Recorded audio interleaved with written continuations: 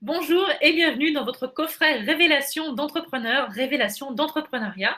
On est ensemble pour 4 sessions qui vont nous permettre de valider votre envie d'entreprendre, votre idée d'entreprise, votre plan d'action pour que ça marche. Et puis, je vous confierai également dans la dernière session tout ce que vous devez absolument savoir et que personne ne vous dira jamais ailleurs. Allez, on est parti pour la première session. On va donc parler de l'envie d'entreprendre et comment faire pour être au clair avec votre envie d'entreprendre, vous, salariés. Est-ce que finalement, ça vaut le coup, est-ce que votre envie est suffisamment solide? Est-ce que ça vaut le coup de continuer à avancer sur ce chemin? C'est ce qu'on va voir en 3 temps. On va parler premièrement des ressorts habituels de la motivation. On verra ensuite ce qui sont les freins les plus classiques à l'envie d'entreprendre. Et puis, je vous confierai, je vous révélerai ce qu'il y a de l'autre côté du rideau quand on a démarré, qu'on est entrepreneur. Et en fait, c'est quand on est entrepreneur qu'on comprend véritablement ce qui constitue le véritable socle, les véritables fondations d'une bonne envie d'entreprendre. Et donc, je vais vous expliquer ça tout de suite, maintenant. Alors avant, puisque c'est la première session, je vous explique comment ça fonctionne. Dans chacune de ces sessions, vous allez à chaque fois avoir une vidéo comme celle que vous avez lancée à l'instant. En dessous de cette vidéo, vous avez la transcription écrite de cette conférence, de manière à pouvoir la relire plus tard. Ensuite, vous avez un quiz qui va vous permettre à chaque fois de vous situer, de vous évaluer, de voir où vous en êtes personnellement. Je vous ai ensuite préparé un patchwork de citations inspirantes à imprimer, à mettre coller sur votre bureau, sur votre frigo, là où vous voulez, mais qui va permettre de continuer le travail entre les sessions, parce qu'en fait, il y a à la fois ce que je vais vous expliquer maintenant, et puis il y a à la fois ce qui va se passer à l'intérieur de vous suite à tout ce que je vais vous apporter comme nouveaux éléments de réflexion. Et les citations inspirantes, les choses de ce type-là vont vous aider à mûrir le sujet. Et puis, en plus de ça, je l'ai appelé ce coffret Révélation d'entrepreneurs, Révélation d'entrepreneuriat. Donc moi, je m'occupe essentiellement de vous révéler les choses importantes sur l'entrepreneuriat, mais je vous ai également concocté, préparé toute une série de témoignages d'entrepreneurs aguerris qui ont une solide expérience de plus de 5 à 10 ans pour la majeure partie et qui vont, sur chacune de ces sessions, illustrer mes propos, en tout cas les compléter de manière à sortir de mon discours, qui est mon discours personnel d'entrepreneuse depuis 2007, mais qui a toujours besoin d'être enrichi de nouveaux témoignages, de nouvelles visions, et qui vous permettra de peut-être encore plus valider, conforter ou infirmer votre décision. Avant de démarrer, je me présente pour ceux qui ne me connaissent pas encore. Je m'appelle donc Antonella Villan. Je suis fondatrice du programme Entreprendre en sécurité de macréationdentreprise.fr et j'accompagne des hommes et des femmes à créer l'entreprise qui va avec la vie de leurs rêves depuis 2005. C'est mon métier, c'est ma passion et j'espère bien vous faire partager tout le plaisir que j'ai à réaliser mon métier avec ces 4 sessions qu'on va voir ensemble dans ce coffret Révélation d'entrepreneurs, Révélation d'entrepreneuriat. Alors c'est parti pour cette première session, valider son envie d'entreprendre. On commence avec les ressorts habituels de la motivation. Finalement, quand on a l'envie d'entreprendre, qu'est-ce qui fait qu'habituellement la plupart des salariés ont cette envie d'entreprendre? Et évidemment, de temps en temps, et heureusement, il y a tout simplement une idée qui nous transcende, qui nous transporte, ou une opportunité qu'on voit se présenter et qui nous fait dire il faut que j'y aille, c'est maintenant, c'est mon heure. C'est vrai tout ça, mais il faut quand même aussi être réaliste. Dans plus de 3 cas sur 4, le déclic du démarrage, du montage de projet n'est pas un déclic qui est le fruit uniquement de cette envie pour le projet, mais qui est plutôt le fruit du rejet de notre quotidien actuel, de notre quotidien de salarié. Moi aussi, j'ai été salariée avant d'être entrepreneuse, donc je sais ce que c'est. Alors, ça veut dire quoi? Ça veut dire que oui, l'entrepreneuriat contraint, en tout cas le déclic entrepreneurial arrive souvent parce que finalement, on n'est pas heureux au travail. On n'est pas heureux au travail, donc c'est une forme de souffrance au travail. Dans ces formes de souffrance au travail, j'ai envie d'évoquer avec vous rapidement, succinctement, les 5 points qui pêchent. Il y a le problème de manque de reconnaissance, le problème de manque de joie et de sens, le problème de manque de liberté et d'autonomie, le problème de manque d'argent que le travail nous offre, en tout cas nous offre pas justement, et puis le manque de sécurité qu'on a dans notre emploi. Voilà, donc ça c'est les 5 points clés que je vais rebalayer avec vous en quelques phrases à chaque fois, de manière à voir si ça fait écho ou pas chez vous.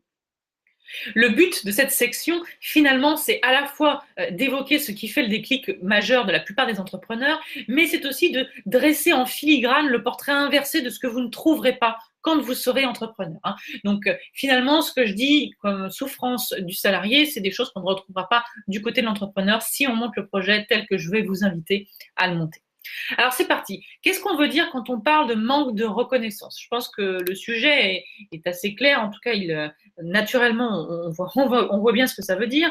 Mais je trouve que c'est un peu un comble finalement de parler de ce problème de manque de reconnaissance à l'heure où aujourd'hui, on parle de plus en plus de bonheur au travail, où on a sorti des indicateurs mondiaux qui s'appellent le bonheur intérieur brut.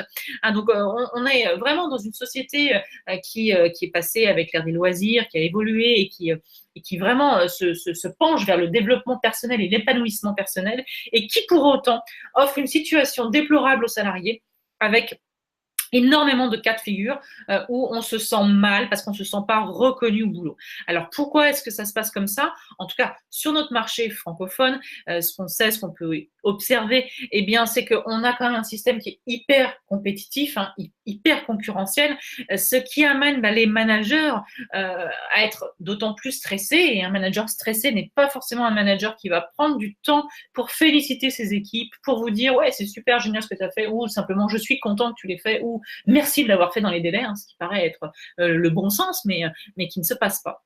Et puis, il faut voir aussi qu'on a eh bien, les travers de notre culture et on a encore une vision comme quoi le manager est quand même plutôt un supérieur expert, au lieu d'être finalement un collaborateur qui a la fonction de manager. Et ça amène comme vice, finalement, comme conséquence, eh bien que ce management exercé sur notre marché français est toujours avec une vision très autoritaire et très pyramidale. Et ça laisse à penser malheureusement, maladroitement, à beaucoup de managers que finalement, le fait de valoriser ces équipes, eh bien, c'est se rabaisser eux-mêmes. Ce qui est évidemment, on est bien d'accord, une erreur importante, mais la conséquence, elle est là, c'est que nous, en tant que salariés, quand on est salarié, on est démotivé et c'est un des facteurs clés qui nous amène à dire, et si finalement j'entreprenais, et pourquoi pas moi? Donc oui, c'est normal si vous êtes dans ce cas de figure-là, dans cette situation, d'avoir envie d'entreprendre. Après, le manque de joie, le manque de sens. Le manque de joie, le manque de sens au quotidien, c'est vraiment quelque chose aussi qui est important. Et d'ailleurs, je voulais juste citer eh bien, les trois mots qui sont importants, le burn-out, le bore-out et le burn-out. Si vous n'en avez jamais entendu parler, ça va vraiment vous expliquer le sujet. Eh bien, en fait, on a au départ le burn-out qui consiste tout simplement à se brûler au travail parce qu'on fait un excès d'investissement. Donc là, on est cramé, donc c'est le burn-out. On a le bore-out qui, lui, correspond à la situation où l'employeur ne vous donne pas suffisamment de travail, où on est placardisé. Donc ça, forcément, ça amène un état de dépression très rapidement. Donc on a un manque de joie très clair. Donc c'est le bore-out. Et puis on a aussi, eh bien, le brown out, comme marron, brown out. Et là, ça veut dire quoi? Ça veut dire tout simplement que les missions qu'on nous confie, les tâches qu'on nous confie, semblent complètement absurdes. Donc, il y a un vide de sens dans ce qu'on fait et ça amène évidemment une situation de stress, de dépression et un déclic en faveur d'un rebond extérieur et de pourquoi pas, et si moi aussi je faisais quelque chose, parce que quand je vois ce que mon patron me fait faire, je pense que je peux faire nettement mieux. Et c'est sûrement justifié. Après, il y a le manque de liberté, le manque d'autonomie. Ça aussi, ça fait partie des critères, des top des critères qui vous poussent à entreprendre, qui nous poussent tous à entreprendre, parce que quand on entreprend, on est libre. J'y reviendrai. Et vous verrez dans les témoignages, on y reviendra. Et on est aussi autonome. En tout cas, ce qu'il y a de sûr, c'est que cette liberté, cette autonomie, elle est cruciale si vous voulez rester en vie. Et je vais juste prendre un exemple en 10 secondes. C'est l'exemple, c'est une étude qui avait été menée dans une maison de retraite. On avait divisé la maison de retraite en deux parties. Il y avait, on va dire, d'un côté d'un couloir, les retraités qui pouvaient choisir leur menu de midi, choisir d'avoir une plante ou pas de plante, choisir leurs activités quotidiennes. Et de l'autre côté du couloir, eh bien, toute l'autre partie, tous les autres résidents de la maison de retraite n'avaient pas de choix. Ils devaient manger ce qu'on leur proposait. On leur imposait ou pas une plante dans leur chambre et on leur imposait les activités quotidiennes. eh bien, le taux de survie à 3 ans des retraités qui n'avaient pas d'autonomie, qui n'avaient pas de liberté, était drastiquement inférieur. C'était au minimum 2 fois plus de décès d'un côté par rapport à l'autre. Donc, on a besoin d'être acteur de sa vie si on veut rester en vie, si on veut tout simplement être heureux. Et c'est bien évidemment ce qu'on recherche tous, avec l'entrepreneuriat ou sans entrepreneuriat. Le manque d'argent, c'est aussi une problématique cruelle des salariés parce que bien, on n'est pas reconnu en tant qu'humain dans son job et en plus, on manque d'argent. Alors, ça commence à faire beaucoup, vous allez me dire, et c'est naturellement bien, un déclic pour entreprendre. Bon, en fait, le problème du salariat par rapport à l'argent, c'est que le salariat répond, en tout cas règle de manière très court terme, un problème qu'on a sur le long terme. Le problème qu'on a sur le long terme, c'est qu'on a tous besoin d'argent pour pouvoir vivre décemment, pour pouvoir nourrir sa famille, pour pouvoir vivre la vie dont on a envie. Et le salariat répond à cette problématique de manière temporaire, court terme, puisque tous les mois, il va falloir recommencer le même effort pour pouvoir recharger le compte en banque et continuer à subvenir à ses besoins personnels, familiaux, etc. Alors oui, le salariat, pour cette raison-là, n'est pas la meilleure solution pour combler, pour répondre à cette problématique de manque d'argent. D'ailleurs, sans vouloir aller trop loin, puisqu'on est sur notre première session ensemble, on parlera des business models, mais vous devez déjà entendre que le fait de vendre quelque chose quand on est un entrepreneur ne correspond pas forcément au fait de vendre son temps.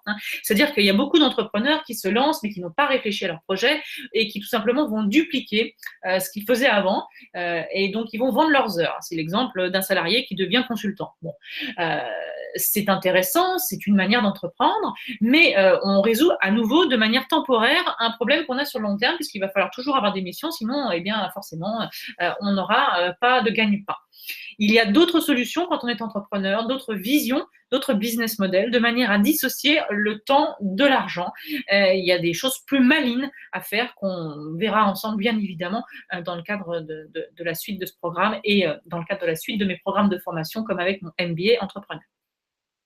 Alors, le manque d'argent, oui, c'est normal. Si vous avez cette préoccupation-là, c'est normal que ça vous invite, ça vous motive. C'est une envie qui est cohérente par rapport à l'idée d'entreprendre. Et puis, il y a le manque de sécurité. Le manque de sécurité aussi, ça fait partie des problèmes des salariés, tout simplement parce qu'on n'a pas de visibilité. On ne sait pas si finalement notre contrat de travail va perdurer, si l'entreprise va continuer de s'en sortir. Et on se dit finalement, est-ce que je suis au bon endroit par rapport à mon avenir? C'est une vraie question, c'est un vrai sujet. J'ai envie simplement de l'illustrer avec 2 chiffres. Il faut savoir aujourd'hui qu'il y a seulement 3% des nouveaux contrats de travail qui sont signés chaque année, qui sont signés en contrat à durée indéterminée. 3% seulement. Et dans ces 3%, il y en a la moitié qui sont quand même rompus avant la fin de la première année. Donc, ça veut dire 1,5% d'emplois qui sont des contrats à durée indéterminée. Et puis, le deuxième chiffre que je trouve intéressant, c'est qu'on sait qu'à 20 ans, 30% des emplois vont disparaître à cause de la robotisation. Ça veut dire quoi? Ça veut dire qu'il va falloir évidemment repenser notre modèle de vie, notre modèle de travail. Alors, ces 2 chiffres ne sont pas super positifs, vous allez me dire, mais ça veut dire une seule chose, ça veut dire que le salariat tel qu'on l'a connu au XXe siècle n'existe plus. Le fait d'avoir un seul et unique job qui dure toute une vie, ça n'existe plus, et donc c'est une donnée qu'il faut intégrer. Et donc maintenant, la question qui se pose à vous, c'est de savoir, est-ce que vous voulez continuer de rester finalement locataire de votre capital humain, de votre temps, de vos compétences, de votre tête, de vos savoir-faire, donc vous le louez à votre patron, qui lui le fait fructifier pour son bien évidemment, ou est-ce que vous voulez devenir propriétaire et faire fructifier votre bien? Et ça répond à la vraie question, manque de sécurité ou pas. C'est exactement la vraie question du locataire et du propriétaire en immobilier, c'est la même chose. Donc je pense que ces éléments-là peuvent vous faire réfléchir et ça m'amène à prendre un petit peu de recul et à me dire, bon, ok, on a vu les motivations classiques, ce qui généralement amène la plupart des entrepreneurs à se dire, j'ai envie de me lancer. Ou ce qui amène la plupart des salariés à se dire, et si moi je me lançais? Mais en même temps, parce que l'être humain est tel qu'il est, on est tous pareils, on a à la fois envie et à la fois on a peur. Et donc à la fois on avance et puis à la fois on recule. Donc on a des freins. Et c'est normal finalement, il n'y a que les fous qui n'ont pas de frein. Hein. Ce serait complètement déraisonnable de ne pas se dire, est-ce que je ne suis pas en train de faire une erreur? Donc oui, c'est normal d'avoir des freins. Alors, quels sont ces freins en tant que tels? Quels sont les boulets qu'on se met au pied quand on est en train de réfléchir à son envie d'entreprendre? Eh bien, il y a des petites phrases qui tournent en boucle comme ça dans notre tête et pour les citer rapidement avant de les voir un peu plus en détail, on a la phrase de: «Est-ce que je vais en être capable?» Après, on a: «De toute façon, je n'ai pas d'argent, donc c'est pas la peine que je réfléchisse à l'entrepreneuriat». Et puis l'autre phrase, le summum qui est: «Mais de toute façon, c'est beaucoup trop risqué pour moi» ou «Est-ce que c'est pas trop risqué pour moi?» Voilà les petites phrases qui tournent en boucle et qui coupent notre envie d'entreprendre au fur et à mesure. Alors qu'est-ce qu'on peut dire sur ces phrases? Est-ce que vous en serez capable d'entreprendre? Eh bien, l'entrepreneur n'est pas un Superman, comme l'image peut le laisser sous-entendre. Au contraire, l'entrepreneur est un homme normal, l'entrepreneuse est une femme normale, et en fait, l'acte d'entreprendre est quelque chose d'extrêmement naturel. En fait, j'ai même envie de retourner les choses. Quand dans une réunion, il y a quelques années, je participais à une réunion très intéressante. En fait, c'était un atelier qu'on menait dans le cadre du Centre des jeunes dirigeants. Et donc, on était une vingtaine d'entrepreneurs à réfléchir sur le sujet de l'entrepreneuriat et de est-ce qu'on est entrepreneur ou est-ce qu'on le devient. Et parmi toutes les choses qui sont sorties, il y a des choses qui étaient passionnantes. Et je trouve que l'idée de dire qu'on est tous nés entrepreneurs de notre vie, mais qu'on a tous perdu ça au fur et à mesure, est à mon avis l'idée la plus juste. Je m'explique. On est tous nés entrepreneurs parce que quand on est nés tous, on avait plein d'envies. Hein, quand vous regardez un enfant, il n'a aucun doute sur le fait qu'il va pouvoir grimper au troisième étage de cette échelle. Il n'a aucun doute sur le fait qu'il va pouvoir courir après ça. Il n'a aucun doute sur le fait qu'il va obtenir ce qu'il veut. Hein, donc tous ses désirs sont des ordres. Donc il a une toute puissance en lui, cet enfant. Mais malheureusement, eh bien, cet enfant, il a vécu ce que la plupart d'entre nous ont vécu, déjà un système éducatif souvent rigide, parce que des parents qui ont eu une éducation stricte, parce que nos parents sont d'un autre âge, nos parents ont vécu des situations plus difficiles, nos grands-parents ont vécu la guerre, donc tout ça a mené à un système d'éducation un peu rigide. Et puis après, on a aussi tous vécu le système scolaire, et le système d'éducation scolaire tel qu'on le connaît est le meilleur outil de castration de tous les enfants de la planète, puisque pour l'instant, et j'en suis bien navrée moi-même en tant que maman, le système n'invite pas à développer ses capacités, sa confiance en soi. Il invite à rentrer dans le moule, à s'asseoir comme tous les autres enfants, à écouter gentiment la maîtresse ou le maître, et à faire ce qu'on lui demande. Donc notre capacité d'entreprendre et de décider de mener tel ou tel projet est très rapidement coupée à la base. Donc, est-ce que vous en serez capable? Eh bien, oui, vous en serez capable du moment qu'on va réveiller votre potentiel naturel à prendre des actions, à réaliser ce que vous avez envie et qu'on va bien finalement réveiller ce qui est au fond de vous. Hein. Ça, c'est ce que vous devez retenir. Et ça ne veut pas dire qu'il faut se lancer du jour au lendemain, ne me faites pas dire ce que je n'ai pas dit. Ça veut dire que vous allez vous préparer, je vais vous montrer comment faire pour vous préparer, comment faire pour réveiller en vous toutes les qualités nécessaires pour entreprendre et pour réussir. Et oui, eh bien, si vous faites comme ça, vous ferez partie des entrepreneurs qui réussissent. Alors, la deuxième phrase qui tourne, c'est: je n'ai pas d'argent, donc de toute façon, ça sert à rien que je réfléchisse à l'envie d'entreprendre. Ça aussi, c'est une grossière erreur. Pourquoi? Parce que c'est pas parce qu'on dit qu'on entreprend qu'on va forcément monter un projet qui coûte 500 000 euros, sur lequel il va falloir hypothéquer sa maison et sur lequel il va falloir trouver 25 associés ou business investisseurs, ou soulever un prêt bancaire énorme auprès de 3 établissements.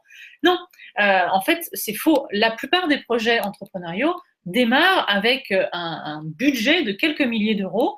Et énormément de projets démarrent avec un budget qui ne dépasse rarement le budget qu'on investit quand on achète une très belle voiture neuve.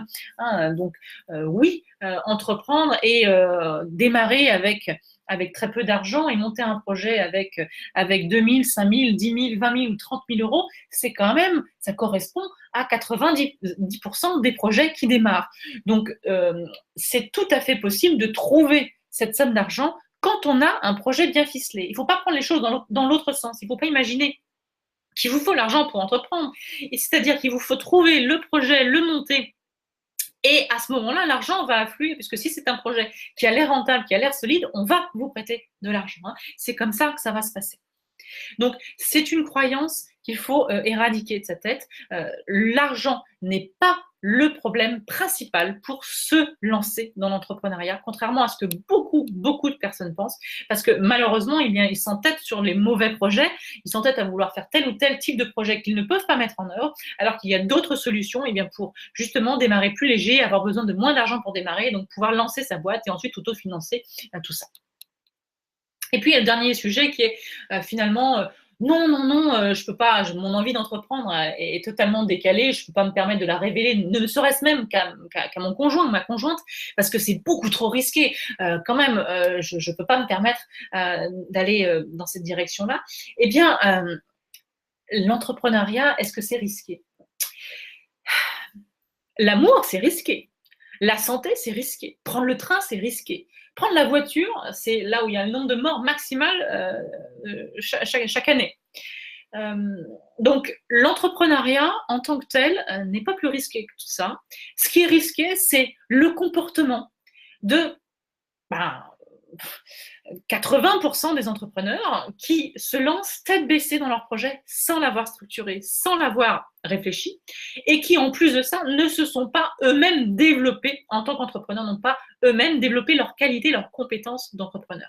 Donc ça, ce serait un comportement qui serait risqué. En revanche, l'acte d'entreprendre en tant que tel n'est pas risqué. On n'est pas obligé de se lancer dans un projet qui va coûter des milliards d'euros à lancer. On peut tout à fait monter aujourd'hui au XXIe siècle des projets avec un tout petit budget et donc risquer un budget ridicule par rapport à soi et se donner une durée limitée pour tester son activité et ne pas s'empêtrer sur l'idée pendant des années et des années. Donc non, le risque n'est pas, il ne faut pas aimer le risque pour entreprendre. Ce qu'il faut, c'est apprendre à gérer les incertitudes qui sont liées à l'entrepreneuriat et on en parlera dans une prochaine session. Pour l'instant, je vais vous laisser avec cette idée-là principale, que le risque en tant que tel, ce serait simplement de se lancer comme malheureusement beaucoup d'entrepreneurs, à savoir non préparés personnellement et sur le plan du projet. C'est ce que je dis souvent, si vous faites comme tous les autres, vous allez arriver au même endroit que tous les autres. Et aujourd'hui, malheureusement, on sait qu'un entrepreneur sur deux arrête son projet, dépose le bilan avant 3 ans. Oui, ça correspond en effet au fait que largement un entrepreneur sur deux ne monte pas, ne prépare pas son projet et ne se forme pas en tant qu'entrepreneur à assumer ses nouvelles fonctions de dirigeant. Alors, comment ça se passe? Finalement, quand on veut valider son envie d'entreprendre, qu'est-ce qu'on doit mesurer? On doit mesurer 3 facteurs et on ne s'en rend pas bien compte tant qu'on n'est pas passé du côté de l'autre côté, de l'autre côté du rideau rouge. Donc, c'est ce que je vais vous expliquer maintenant. C'est les 3 véritables piliers, 3 véritables facteurs qui doivent vous faire dire que oui ou non, votre envie d'entreprendre, elle fait du sens et que votre envie d'entreprendre est suffisamment forte pour que vous puissiez continuer à avancer sur cette voie de la réflexion. Si vous répondez oui, si vous avez sur ces 3 facteurs clés ou sur ces 2 facteurs clés où vous retrouvez, alors oui, vous avez déjà le germe en vous des bonnes motivations pour entreprendre, pour avancer et pour faire partie des 50% d'entrepreneurs qui vont réussir dans la voie de l'entrepreneuriat. Alors, quels sont ces 3 critères clés? Premièrement, ce qui vous portera vers le succès, c'est le fait d'avoir fait émerger des motivations positives. Je vais vous expliquer tout ça dans 5 secondes. Avant, je vous énonce les 3 points. La deuxième chose qui va vous porter vers le succès, c'est de cultiver cette envie de grandir. Et puis, la troisième chose qui va vous porter le succès, c'est d'avoir férocement envie de reprendre le contrôle de votre vie. Alors, qu'est-ce que je veux dire par des motivations positives? Ce que je veux dire, c'est que oui, c'est normal d'avoir un déclic de la réflexion de l'entrepreneuriat qui est lié tout simplement à notre souffrance au travail, comme je l'ai évoqué tout à l'heure. Mais il ne va pas falloir s'arrêter à cela pour pouvoir réussir dans votre projet. Il va falloir trouver une idée qui vous fasse vibrer et qui vous fasse vibrer. Alors, si vous êtes familiarisé avec les chakras et tout ce qui va avec, c'est le centre, c'est c'est vraiment votre plexus solaire qui doit vibrer. Et donc, ça veut dire quoi? Ça veut dire que vous devez trouver quelque chose qui vous prend aux tripes. Ça veut dire que vous devez avoir des motivations pour entreprendre qui soient, par exemple, du genre, hein, être véritablement libre, avoir une indépendance, je ne sais pas moi, changer de statut social, ça c'est une motivation positive, apporter une contribution à ma communauté, changer la vie de mes clients, résoudre un problème que personne ne résout aujourd'hui. Des motivations positives, il y en a plein. Hein. J'en ai cité et j'en ai énuméré et je vous fais travailler sur 17 motivations positives dans ma formation Mon Rêve, hein, pour vous faire vraiment accoucher de la bonne idée par rapport à là où vous en êtes. Mais ce que vous devez retenir, c'est que cette envie d'entreprendre doit être portée, en plus du déclic lié au ras-le-bol du travail, par le fait de dire que quand vous aurez entrepris, vous aurez atteint quelque chose, et là, je fais bip bip, et ce quelque chose, ça doit être quelque chose de positif. Hein. Ce que vous cherchez avec l'acte d'entrepreneuriat, c'est pas simplement à résoudre un mal-être du travail, mais c'est à augmenter votre vie, à rajouter une dimension dans votre vie qui doit être positive. Travaillez là-dessus. Et là, vous aurez, si vous vous reconnaissez, si vous êtes déjà en capacité de dire avec l'idée d'entreprendre, je vais pouvoir apporter ça dans ma vie et que c'est quelque chose de positif et qu'en plus, ça n'apporte pas quelque chose de positif que dans votre vie, mais aussi dans la vie des autres, dans la vie des autres, la vie des autres, la vie de votre famille, la vie de vos clients, la vie de vos partenaires, alors vous commencez à avoir les germes d'une envie d'entreprendre suffisamment solide. Le deuxième point, si vous voulez faire partie des entrepreneurs à succès, eh bien, vous ne devez pas faire partie des gens qui disent « Oh là là, je suis beaucoup trop vieux pour apprendre ça ». Si c'est le genre de phrase que vous prononcez, je vous le dis tout de suite, n'envisagez pas d'entreprendre. Hein, parce que l'entrepreneur est naturellement, on va dire, l'espèce la plus sujette à apprendre tous les jours. L'entrepreneur est un être curieux. L'entrepreneur est quelqu'un qui va oser apprendre de nouvelles choses, qui ne va pas s'inhiber et qui va oser découvrir de nouveaux sujets fréquemment, qui va se tenir en veille de son marché, qui va découvrir des tas de choses tous les jours. Alors oui, si au contraire, hein, vous êtes curieux, si vous aimez bien toucher à tout, si vous avez un petit peu les critères, comme on dit, du multipotentialiste, hein, 30% de la population qui s'intéresse à beaucoup de choses, alors sans dire d'être surdoué comme 3% de la population, eh bien le côté multipotentiel, c'est vraiment cette envie hein, d'aller toucher à plein de sujets, cette curiosité. Vous avez très clairement le profil idéal pour entreprendre, et donc forcément, eh bien, votre envie d'entreprendre, elle a déjà assise sur quelque chose de très solide. Et puis, le dernier point que vous devez avoir en tête, eh bien, c'est qu'une envie d'entreprendre, hein, ça n'a de sens que si c'est pour reprendre le contrôle de votre vie. Hein, quand on est entrepreneur, on décide, hein, on se fixe des objectifs, on se fixe un premier objectif, on se fixe un deuxième objectif, on se fixe un troisième objectif. Mais en tout cas, ce qui est sûr, hein, c'est qu'on gère soi-même ses incertitudes et on gère soi-même son véhicule. Et oui, il va y avoir des obstacles sur la route. Mais c'est nous qui allons conduire et on n'aura pas besoin d'exécuter des tâches ou des ordres qui nous paraissent sans sens. Et on sera donc pleinement responsable de ses propres décisions et on sera donc pleinement aussi responsable des objectifs qu'on s'est fixés. Ça me fait penser à deux histoires. Ce matin, je validais un commentaire sur un commentaire qu'un de mes entrepreneurs avait posté et qui vient de démarrer mon programme de formation MBA entrepreneur. C'est Carole. Elle me disait je n'avais pas envie de jouer au jeu que vous m'avez proposé ce matin, et donc elle a quand même joué, et elle me dit à la fin, c'est génial parce qu'en fait j'avais pas envie déjà des objectifs que vous m'avez fixés, que je trouvais trop élevés, etc. Et finalement je ressors à la fin du jeu, j'ai atteint les objectifs, j'ai pris du plaisir à ces objectifs, et je me suis rendu compte qu'en me fixant des objectifs, eh bien j'étais beaucoup plus efficiente et efficace. Donc ouais, c'est tout à fait ça. Hein. Reprendre le contrôle de sa vie, c'est manager ses objectifs et cultiver cette manière de vivre. Et puis, ça me fait aussi penser à l'exemple d'un jeune dans le cadre d'une animation faite auprès de lycéens. Je me souviens d'un lycéen qui ont témoigné en tant qu'entrepreneur et qui nous interpelle, nous dirigeants, et qui dit ouais, mais alors c'est atroce quand on est dirigeant, on est toujours responsable de ses actes, on peut jamais dire c'est la faute du patron. Bah ouais, c'est vrai, mais alors c'est tout à fait ça et je trouve ça très ironique, mais je trouve que ça illustre bien si c'est le genre de phrases qui vous font bondir, et ben, vous avez aussi une bonne envie d'entreprendre parce que être responsable de ses actes, c'est une énorme liberté. Ça veut pas dire qu'on va pas faire des erreurs, hein, mais le fait d'être responsable de ses actes et de les assumer, ça vous donne, une énorme confiance en vous et cette confiance en vous, eh ben, elle attire naturellement à vous la réussite. Ça ne veut pas dire qu'il n'y a pas des difficultés, mais à la fin, plus l'entrepreneur a confiance en lui, plus l'entrepreneur développe ses compétences et ses qualités, eh bien, plus le succès lui arrive, pas servi sur un plateau, mais lui arrive. Voilà. Donc, c'était ce que je voulais voir avec vous dans cette première session très rapide sur l'envie d'entreprendre.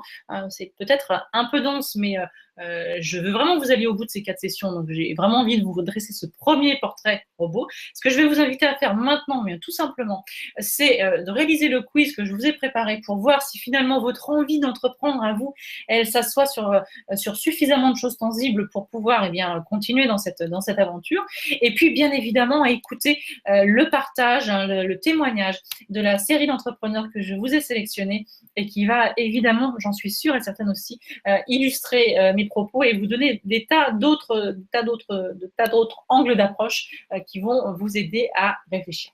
Voilà, je vous dis eh bien, à très vite pour la deuxième session. Ciao, bye bye.